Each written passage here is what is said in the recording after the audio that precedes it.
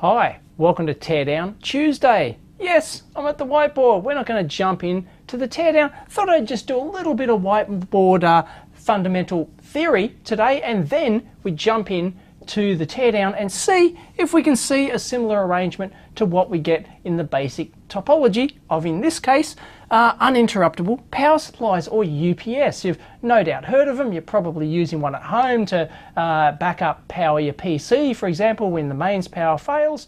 Then the battery inside the UPS takes over and supplies power for 5 or 10 minutes, or maybe even longer, so that you can continue to use your machine, or at least it can gracefully shut down and save your work, for example. So if the power just fails, boom, it doesn't just shut off and you lose everything. So very common device, the UPS. And there's actually three types, so basically three different topologies. There's a few more, but these are the three basic types which we'll have a look at. There's the offline standby type, probably the most popular. You'll find in the really cheap ones. There's line interactive, which is the one we'll take a look at today in the teardown. And there's the full online / double conversion type, which is the more expensive and more reliable types for the more robust applications. So if we take a look at the basic offline standby one, you're probably familiar with how they work. We've got AC mains coming in here, AC mains going out, that's it. And inside, we've got ourselves a AC to DC rectifier here. Yes, it's just a traditional bridge rectifier or whatever. And that goes into a charger, which then charges the battery. And then the battery goes into a switcher, or which is usually a H-bridge arrangement, but it doesn't have to be. But it basically is a switcher driving the primary of a transformer, and the secondary of the transformer produces your sine or your square wave out. And then they've got a basic switch in here, which can usually, this thing, by meaning offline, it means that the charger and battery part of it is usually offline. So it's switched out, and your AC is switched directly through to your output like that. So only when it detects that the main input mains power has failed does it rapidly switch over. So I haven't shown any switch in here, but it rapidly starts up the inverter in here, your step up conversion here, and generates your sinusoidal or square wave output voltage. And you can usually, it can take tens of milliseconds or 100 milliseconds or something to sort of switch over and start up. So the device that you're actually powering has to be able to handle that little sort of dropout or brownout as it switches over to the battery backup. Now that is the cheapest and most common one. Now I'll skip this line interactive one for a second, and we'll jump straight down here to the online / double conversion type. You'll see why it's called double conversion in a second. Now the difference between these two basic types is that the offline type, as I said, usually the output is powered directly from the input. It's switched straight through. So it's the battery backup part of it is offline, but you guessed it, the online type is where the battery is continuously powering the output here, regardless of what the input is doing. And that's why there's no switch going from the AC input through to the AC output, because that power is always coming, well, not necessarily coming from the battery, but actually coming from the DC rectifier down here. And you'll notice that all of the all the common components are still there. They're virtually identical. We've got our AC rectifier down here. We've got our battery charger. We've got our battery. We've got our switcher with our step-up transformer to generate either your sinusoidal or your square wave output. But you'll notice that there is no switch connecting. It can't bypass any of this stuff. It's always working. And what we're switching here, instead of switching from input directly to output, we're switching basically whether or not we want to power the output from the battery or from the rectifier circuit down here. And that's one of the big differences.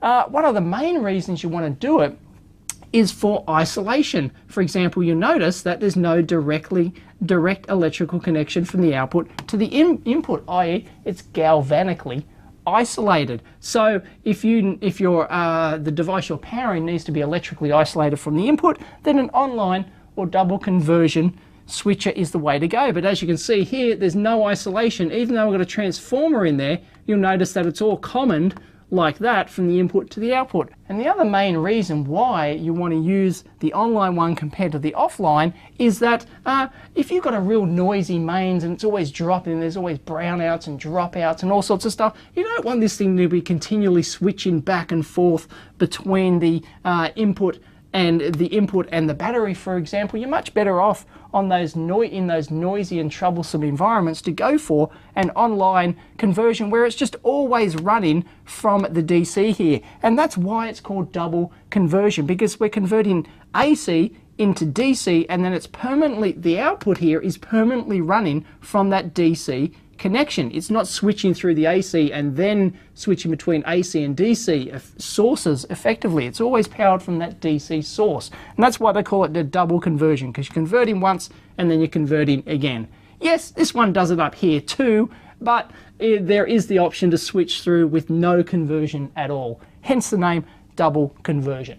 But one of the disadvantages of this double conversion type is that, well, you notice that this switch down here is switching the relatively low voltage battery. For example, 48 volt battery might be typical. They might be using 12 volts, for example. Then lower voltage, Ohm's law still must apply, right? That means for the same amount of output power delivered to the load, you've got much higher switching currents in here. So I've shown this as a mechanical switcher relay, and the topology doesn't exactly need to be like that, but it basically means you've got very high switching currents in here that you have to switch from the battery.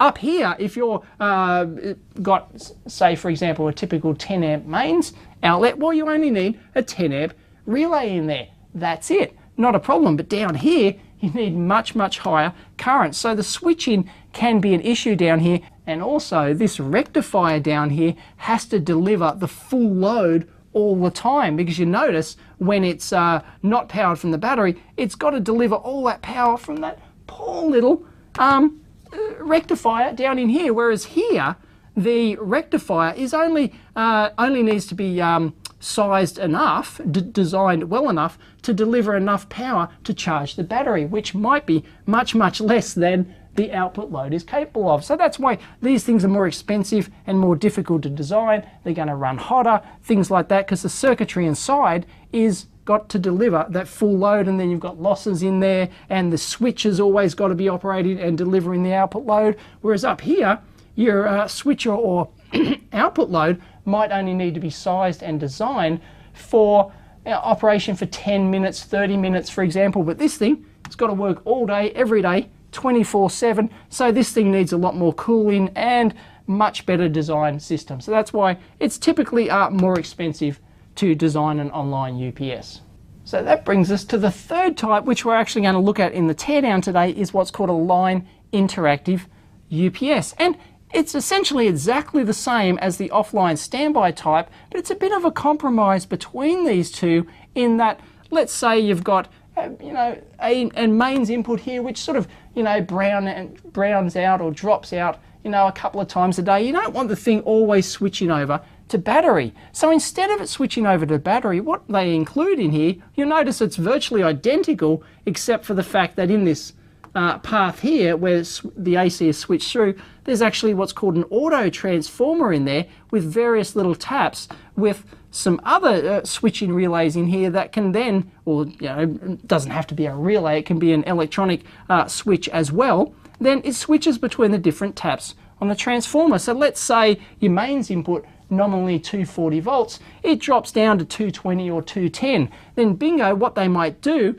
is then switch to this tap here, which then the output voltage is going to be boosted up a bit. So you're still going to get your 240 volts out. It can compensate for small variations, 10 or 20% variations in your mains input, if the device you're powering cannot handle that. And then likewise, if the mains input here goes above what your load really wouldn't like to have, then it can switch in this tap here, it can switch over to here, and then you'll notice that the output is going to be somewhere below, because it's a different tap, somewhere below that mains input voltage. So it can accommodate both higher and lower input voltages without having to switch over to the battery backup system. So that's what a line interactive UPS does, sort of a compromise between those, and that's what we're going to take a look at now. Oops, I forgot to include that little line in there powering our AC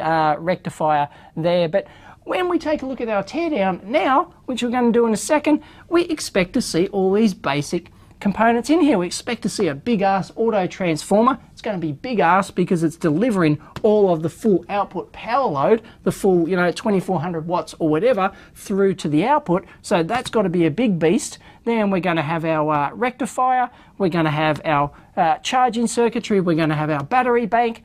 In the case of this one, I know it's 48 volts. Then we're going to have our switcher, most likely a H-bridge configuration. We won't know until we turn it until we actually take it apart. And the H-bridge configuration is going to have 4 large MOSFETs in there driving the primary side of the step-up transformer, which could possibly be integrated into the main auto transformer here with another tap. We'll see when we open the thing, and that's pretty much it. We expect to see some big-ass relays to switch the taps, or some electronic components to actually switch those instead. Most likely we're going to see relays in this thing, and that's what we expect to find. Will we?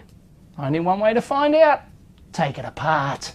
And here's what we're tearing down today. Please excuse the fact that I've got this thing on the floor. It is a massively heavy beast. It weighs more than a brick dunny, and I'm sure it's built like one as well. What it is an APC. They're a top brand in the UPS business, so we expect top quality. It's a smart UPS model 2200 XL. As you can see, a rack mount unit designed for server backups and things like that. 3-unit high rack.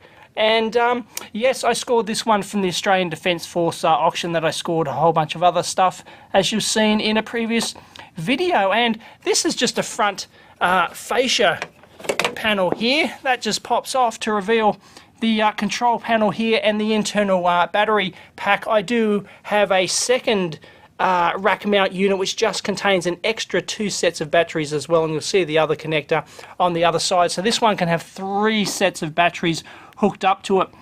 Its model number is SUA 2200 RMXLI to be precise, and you can see on the control panel here why it's a line interactive UPS. We've got 2 LEDs here, one to show that, look, what happens when, to show you, indicate that the mains voltage has gone over voltage, and then it needs to correct and pull it back down. So it needs to switch in that extra tap there. And then likewise down here, if the mains voltage is sagging, it needs to pull it up and correct it like that. So obviously it's switching in the taps on the auto transformer there, and there's charge level and various other stuff, bad battery, and whether or not I think that LED is for comes on when it's powered from the battery. And there's some test functionality as well. It's got a Anderson connector on here by the looks of it for the battery bank, and that just swings around, and we can pull. I've undone the screws on this. We can pull this sucker out. It needs a bit of percussive maintenance, I think. Hang on. There we go. There we go. We got it.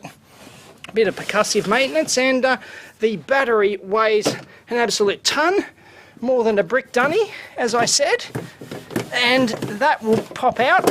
But the thing is, even with that, is still very heavy. So obviously there's a huge monster auto transformer in here, so we expect to find that. You can see it comes in 2 models. We've got the lower one here, the 2200 watt one. It does come in a 3000 watt one, which maximum input current 15 amps, and that's what, well, and output rating 2700 watts. This is 1980 watts, so almost 2000 watts output power. You see it does have a 15 amp mains input jack there. What have we got? A USB interface. We've got a serial port, EPO, that's emergency power off, and there's the other Anderson connector, the second one that goes off to the battery pack, the external one, which I've got 2. This, I believe, is an option slot. There's nothing underneath that, so I'm not sure what's actually installed in this thing. I haven't, actually been able to power up and communicate to it, or I haven't even tried, but there's all the output connectors. Big whopping 15 amp one, plus 8 10 amp outputs as well. All wired in parallel, of course, so of course you can't draw 10 amps from each one. You're limited to that 2700 watts total. So that's all those outputs are more for convenience sake. Alright, got my cordless drill this time to help out. There's a few screws on this thing, so let's crack it open. And as I said, what do we expect to find? Well, pretty much exactly what we saw on the whiteboard there. We expect to find a big ass auto transformer. Of course, that'll be the bulk of the weight in this thing. It'll be absolutely massive. And we expect to find a rectifier. That'll be pretty beefy to handle all the charge current for these batteries. I'm not sure what it actually charges at, but I'd expect that to be pretty darn beefy as well. Has to be, especially when it's charging external battery packs. We'll most likely find a huge H-bridge inverter in there. We'll find some massive wiring for the batteries and all that sort of stuff. And the H-bridge, because there's so much power involved, I expect the not to use a single MOSFET for each branch there. There's probably multiple ones in parallel. That'd be my guess anyway. So we'll give it a go.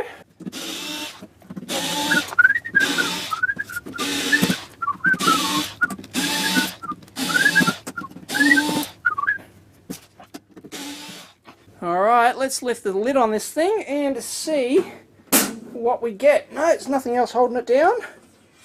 Ta-da! Oh, look at that. We have two transformers.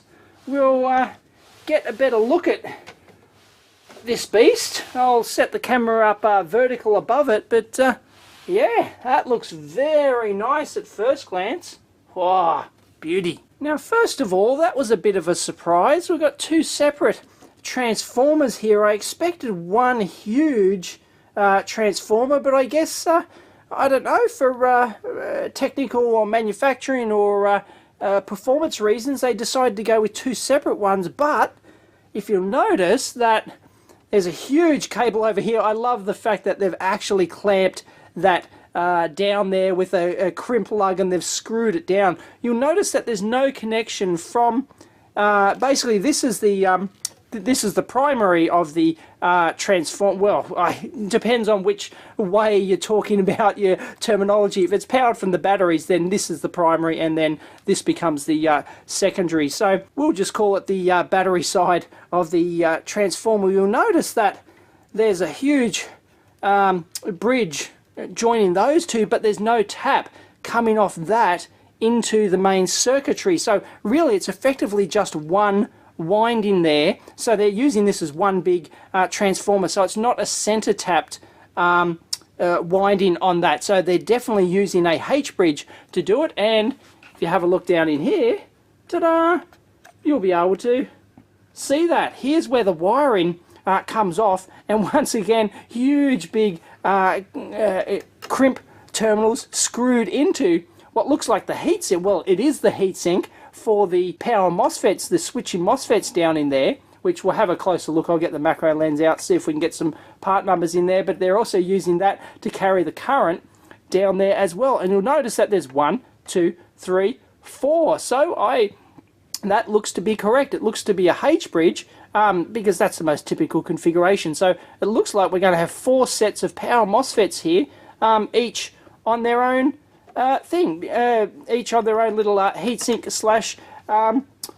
current conductor there. And you'll notice that, so these two, there's one over here, so this top one is the black wire which goes over the transformer, or one side of the transformer. The other side of the transformer goes to this part of the bridge, and then the battery will be connected to these two inner ones, and that H-bridge arrangement switches the battery and then alternates the supply onto the transformer. And we can see that H-bridge configuration on this DaveCAD drawing here. Please excuse the crudity of the model, didn't have time to build it to scale or to paint it. What we've got is 4 MOSFETs here, and you can see why it's called a H-bridge, because it looks like a H. If you take out that line there and take out that line there, it looks like a H with the transformer in the center taps there, and we've got our 48 volt battery across here, and we've got two P-channel MOSFETs up the top, or as we'll see in this case down here, we're going to have multiple ones in parallel, but it's exactly the same thing. They're just getting higher power dissipation, better power dissipation there.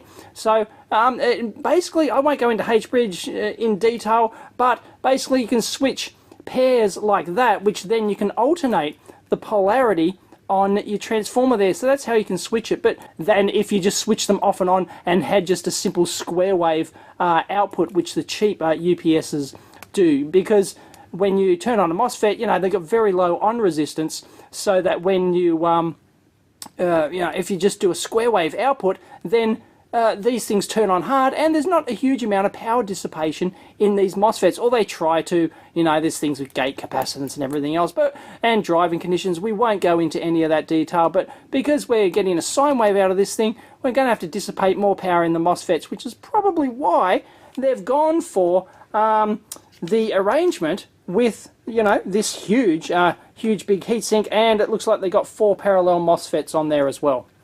But you can clearly see that's the configuration we've got. We've got our transformer hooked on to 2 of the taps effectively on that H bridge, the center taps there, and then we've got our battery hooked onto these other 2 down here. If we follow the wires, we'll find that they actually, these 2 plates here go down to the battery pack. I find it rather interesting that they've got quite a hefty amount of capacitance there across the battery terminals. I'm not sure why they're doing that. They're 1500 microfarads at 75 volts. I can't get in there to see the brand at the moment, but it looks like there's 3 of those in parallel. And of course, not an ideal location being stuck between these 2 heat sinks, which are likely going to get quite hot. But as I said, only because this is not a full online UPS, this thing is not used or running 24 hours a day. So this is going to be dissipating, you know, nothing basically until you switch. Until the mains power fails, and then it switches on and then drives the transformer to power your load. And it does appear that the battery, the internal battery pack, is just wired in parallel with these cables which go off to the Anderson connector on the output. So it looks like all the battery packs, when you use the external ones, just all wired in parallel basically. And of course, we've just got our positive and negative there. There's no smarts, you know, there's no like a sense wire or anything like that. But of course, maybe if they wanted to, maybe they could be passing some sort of sense data over the power as well. I'm not sure. I haven't gone into the details of how that works. I find this rather interesting. Check it out. They've got 2 fans here. They've got a big ass one here, which is obviously blowing air directly over these large heat sinks here. So I presume that that sucker only turns on when it's actually powering the load. Then they've got a small little, you know, wimpy pissant one down here, which might be running all the time, or something like that, just to get some airflow through the system. And they've got an additional fan here, which looks like it just, yeah, I can just put my finger through there and spin it, so it looks like it's just sucking some air over the battery compartment. Now, as for the main board down here, there's just one board. It looks like it's all a combination of surface mount and through hole, just single-sided. So I'm not going to take this whole thing apart because I don't expect there to be anything on the bottom of this board of any note whatsoever. Looks like it's big enough, sparse enough for all the SMD stuff to be on top, and anything of interest is going to be on the top anyway. So we've got our mains input over here, securely clamped down to the chassis down there with earth. And remember, as I said, because this is a line interactive UPS, it is not isolated. So the transformer is an auto transformer, so the output, the mains output, is not isolated from the mains input. Anyway, if we have a look down here, I should probably get a shot of that, but you can see the flow through here. We've got our input filter here. We've got some these 5 relays. 5 relays. There's our relays used for. We're going to be switching some taps down here. So here's the anyway, it flows through. We've got some common mode choke, line filtering. We've got some more filtering. It looks like we've got a current transformer down there. And here's our output line. So it comes straight through the input. From the input, straight through some filtering and some surge protection and stuff like that. And then straight off to your output connectors over there. And then we've got the switching of our auto transformer here. So it looks like these couple of relays around here, or these two, are probably your high side and your low side auto transformer switching. I can't see any electronic switching. These things are, what are they, 20 amps, I think, 20 amp relays. Mains are rated, of course, so they're definitely going to be able to do the job. And they switch the taps on the auto transformer over here. So it looks like we've only got one on the high side, one on the low side. So not particularly, they're not catering for various steps. It's basically, is it higher than a threshold? Yes, switch on a transformer and then pull the output voltage lower, and same thing on the low side as well. Got our fan outputs there. Whoops, looks like we've got a second current transformer down in there, and that's all she wrote. Let's get some close-ups. Have a look at our input circuitry down in here. We can see a MOV directly on the input there, and then we've got a classic common mode filter here, common mode choke with some filtering. Moving along, we've got a couple of extra inductors here, and then we've got some more filtering, large, huge filter caps down here, and then there's our current transformer. There it is. So, yeah, it's even labelled CT1. You can see that they've got a single wire going through a little transformer coil there, so they can just get an isolated tap off that, and they can measure the current coming from the mains input. And they've got and then we've got a bleeder resistor there by the looks of it, and then we've got ourselves another current transformer down in there that would be measuring the output current, and of course they'd be tapping the output voltage as well as the input voltage and reading those, so they can get the output power and the output voltage. So yeah, pretty obvious.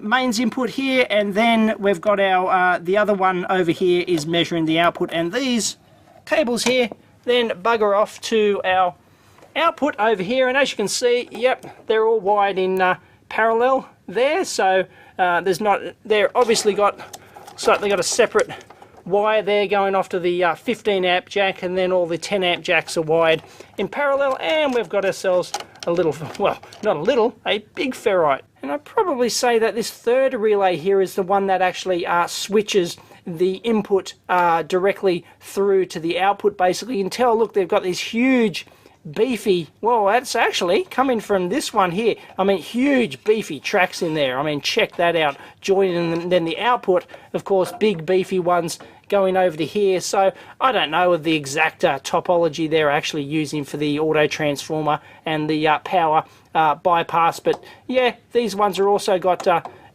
beefy power tracks going through them as well. So make up your own mind, trace it out if you want to. And we've got more protection here, another MOV there and another MOV over there. So there's no shortage of protection in this thing, as you'd expect, because they actually claim it's part of the functionality of this UPS is to basically clean up your input mains waveform. It, you know, it filters it, and it clamps it with some MOVs, and then with the auto transformer configuration actually can slightly adjust and correct for the input voltage. Now there's one thing that is starting to puzzle me, I'm not quite sure about, is where is the rectifier and the charging circuitry in this thing? Obviously, look, we've got two isolation transformers down in here. If we take a look at these, you know, there they are there, but they're, you know, really small fry. I mean, you know, not a huge amount of power at all, especially for the battery packs. So these are clearly not charging the battery packs. But if you saw our topology on the whiteboard, then that's what you'd expect. I expected a really big, another big transformer in here, just and some big rectification and filtering and everything else. We've got some filtering happening over here, but it's directly across the batteries rather than at the output of any rectifier. So I don't see any power rectifier in here. These are obviously just little low power isolation transformers to power all the circuitry underneath here. So, I mean, I can take out the fan there, but I don't think there's going to be anything doing there at all. So I'm rather puzzled by that. They're obviously doing it some other way. No, they've just got some control stuff under there. No, there's nothing. So this thing is clearly not working like our classic topology we had on the whiteboard up there. There it is. Ooh, there's a new perspective. Now, I've had a little head scratch over this rectifier thing, and some people are probably screaming at me right now saying, oh yeah, it's obvious, and it is obvious when you think about what they're actually doing here, and it's rather clever, I think. This is my first thought of what they're doing, and it tips off why they've got a huge amount of capacitance in parallel with the battery here, and no other, I mean, clearly there's no other charger, power charger circuitry or rectifier. So how are they doing it? Well, they must be doing it by tapping off the output of the transformer. So the transformer is not actually switched here. They're always feeding power back through the transformer, back in the other direction, back into and using the H-bridge itself to actually charge the batteries. It's rather clever. This is the only way that they can be getting away with it, because we need a huge amount of power to charge these huge battery packs, and the only power devices in here are the H-bridge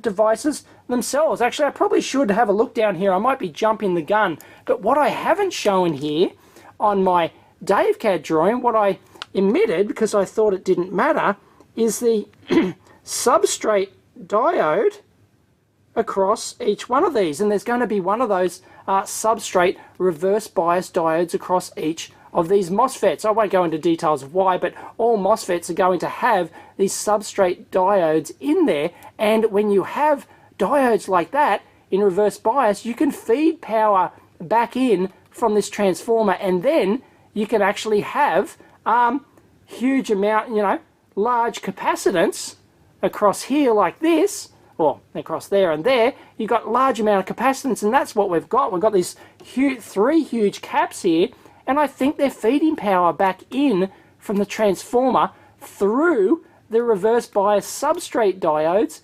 filtering that out and using that to charge the batteries. That is incredibly clever. I really like that. Now, you may or may not be able to see that, but what we've got is 4 international rectifier IRFB 4710 power MOSFETs in there. They're 100 volt, 75 amp rated, 14 milliohms on resistance, and they're clearly paralleling 4 of those up, and there's room for another 4 in there. So obviously the 3300 watt model would have fully populated power MOSFETs in there. So they're getting away with 4, and they're tapped into holes directly on the heatsink. Or, well, it's not really a heatsink, it's actually used as the main current carrier as well. Quite neat. And if you try and have a look down the heatsinks at the other ones, you can see that they're exactly the same. There'll be 2 with P-channel MOSFETs and 2 with matching N-channel MOSFETs, of course, and I don't see anything else down in there. There's no huge power diodes or anything like that sharing the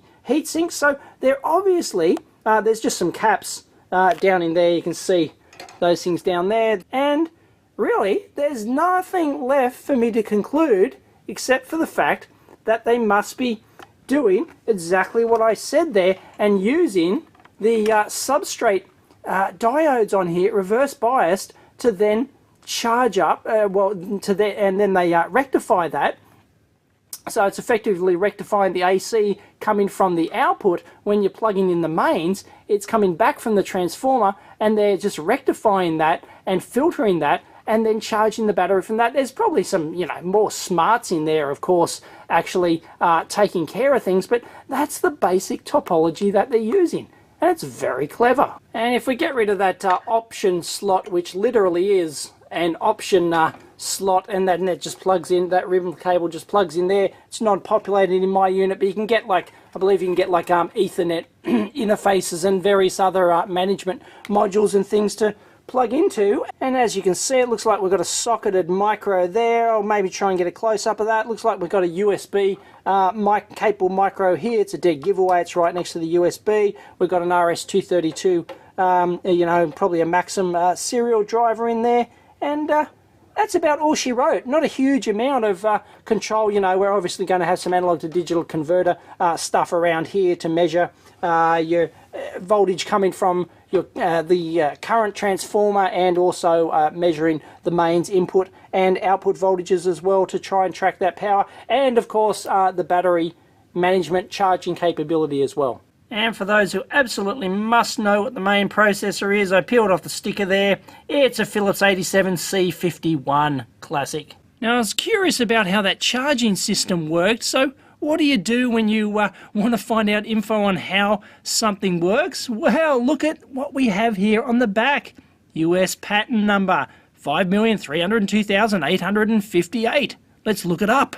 And bingo, look what we have here. Sometimes you just get lucky. Now, at best, I expected maybe to find a snippet of information on how the charger system worked in the patent application, and but we haven't. Look what we've found here. Method and apparatus for providing battery charging in a backup power system. It is exactly what, and it turns out it's exactly what I thought was happening, or pretty darn close to it. So this is where I love Google Patents. It pops up, just type in Google and the patent number. Here's the patent number, and it's got all the images and the full text of the patent, and it's fantastic. I'll link this in, by the way, so that you can have a look to your heart's content. And here we go. We have some images popped up here, and they've got some prior art here. What they're showing is that this is how a traditional UPS works, with the what they call a static switch here, exactly the switch we showed on the whiteboard there.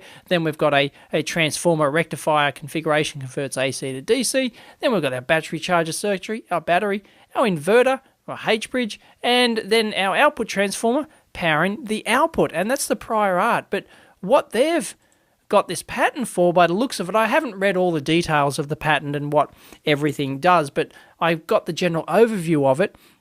And look what we have here. It's the same as before. You've got your AC input here. You've got your switch, which goes through to the output, but there's no charger that we had before. There's no rectifier here, and there's no charging circuitry. And that's exactly what we found when we opened this thing. It looked like there was no charging circuitry effectively, and there was no power rectifier in there and power charger. So what they've got is the original inverter, the battery for driving the output, and what they're clearly doing is permanently connecting the output transformer. Instead of switching it between the input and this, it's permanently connected to the output, and that back feeds power into the inverter here through those body diodes of that MOSFET, and then charging the battery here. And they've got a controller circuitry to power all that. They're obviously monitoring input and output currents and voltages and everything else, but that's basically working exactly like I said. And if we take a look at this figure here,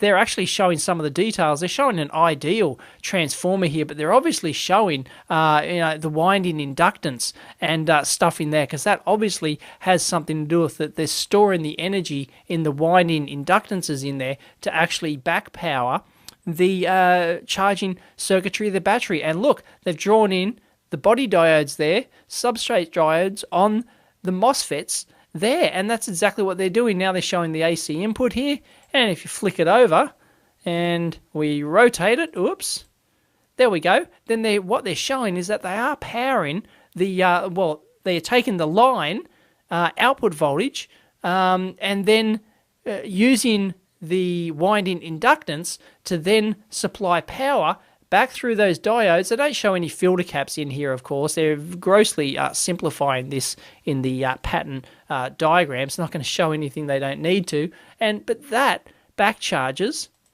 the battery, and it is very clever, as I figured. And look, they're showing various configurations here, and you'd have to look up the text, and all the individual points are numbered, so you'd have to read the text in depth if you wanted to figure out how this works, because this is how patent applications work. They obfuscate everything. They just rewrite it.